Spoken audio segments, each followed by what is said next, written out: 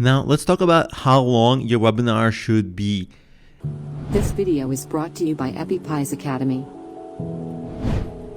And there isn't a perfect time for every type of webinar, but the rule of thumb that is the most accurate is long enough to cover everything. That means you're welcoming people, your main teaching in the webinar, which is where you provide the value, the Q&A section portion, and your sales pitch. So you should have time for all that, and it might be 15 or 30 minutes or 45 or 60 minutes.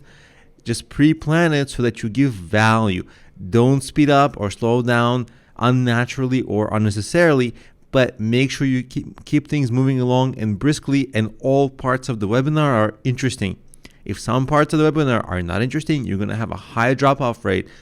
So if you try to go too long because you're trying to aim, I should have every webinar 60 minutes, that's not ideal. The ideal thing is pack the webinar with great information that is really needed, that you can present briskly and in an interesting way.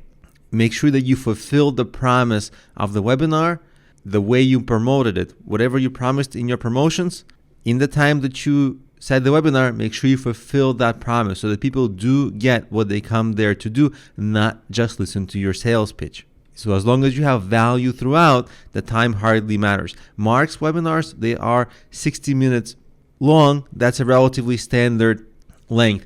If you are a beginner, I'd aim for maybe 30 or 45 minutes because it is not easy to keep the audience engaged for a whole hour. So I'd probably aim for maybe 30 or 45 minutes in your first sessions, just so you can get used to it and not have to fill a whole hour with very entertaining material.